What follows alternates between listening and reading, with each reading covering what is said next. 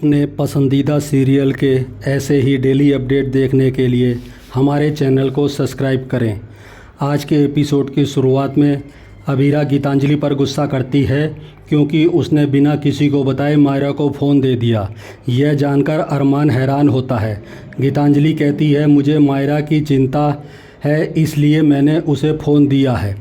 अबीरा कहती है, मायरा किसी सुनसान जंगल में नहीं रह रही है, वह अपनी माँ और मामा के साथ घर में सुरक्षित रह रही है। तो आपको किस बात की चिंता है?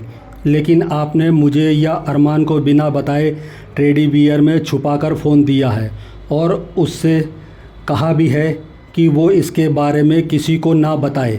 गीतांजलि कहती है, ऐसा इसलिए कि मैं उसे बहुत प्यार करती हूँ। अबीरा गुस्से में कहती है, मैंने आपके मैसेज पढ़े हैं। आप साफ तौर पर मायरा को मैनिपुलेट कर रही थी। आप उसके बर्ताव से लेकर उसके खाने पीने को भी कंट्रोल कर रही थी। आपके मना करने पर ही वो मीठा नहीं खा रही थी, जबकि उसे मीठा बहुत पसंद है। अबीरा कहती है, उसकी चिंता करने के लिए मैं हूँ। गीतांजलि कहती है, आप तो अरमान के साथ डांस प्रैक्टिस करने में व्यस्त थी। अरमान और अबीरा हैरान होते हैं। गीतांजलि कहती है, आप हमारे सामने एक दूसरे से बात ही नहीं करते और हमारी पीठ पीछे आप अरमान की मदद ले रही हैं। अबीरा कहती है, आपको ये बात मायरा ने ही बताई है ना? आपने मेरी छोटी सी बच्ची को जासूस बना दिया है। आप उसके भरोसे के साथ क्यों खेल रही हो?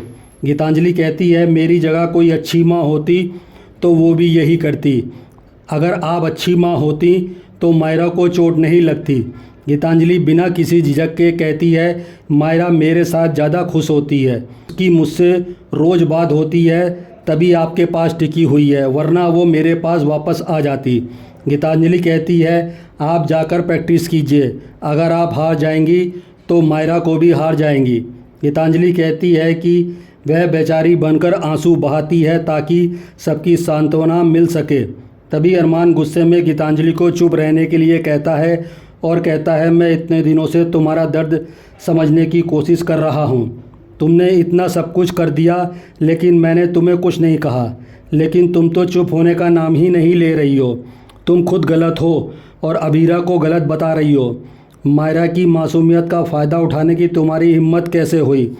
अरमान साफ कह देता है, अब कोई डांस में हिस्सा नहीं लेगा। अरमान कहता है, मैं मायरा का बाप हूँ और मेरा डिसीजन कोई नहीं बदल सकता। अबीरा कहती है, मायरा की माँ होने के नाते मुझे पता है वो इस डांस के लिए कितना एक्साइटेड है। अबीरा अरमान को मना लेती है। अरमान कहता है, ये कंपटीशन अब फेयर तरीके से होगा और गीतांजलि मायरा को मैनिपुलेट नहीं करेगी।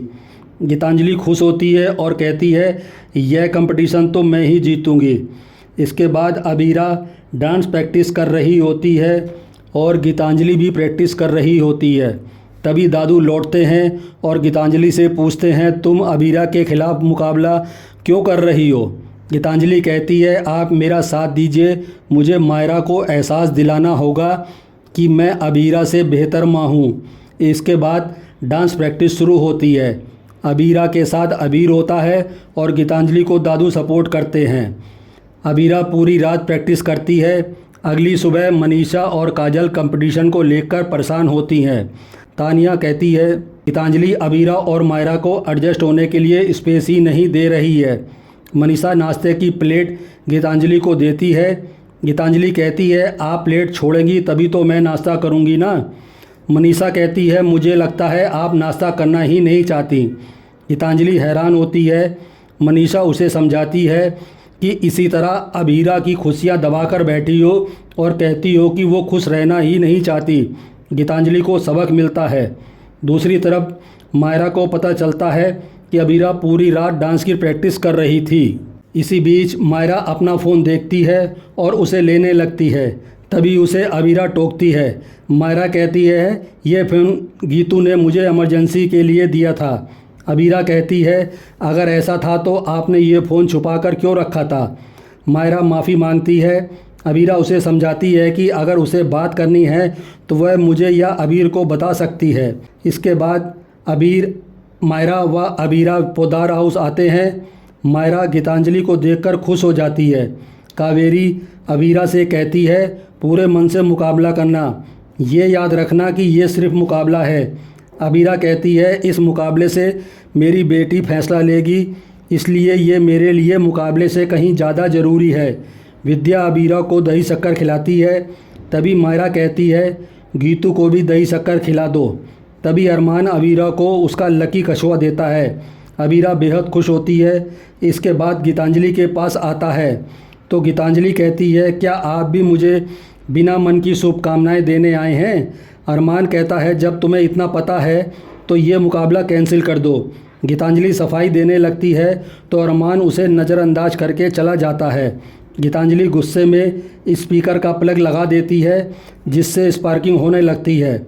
इसके बाद अरमान मायरा को समझाता है कि आप अबीरा का डांस देखे बिना उसे जज क्यों कर रही हो।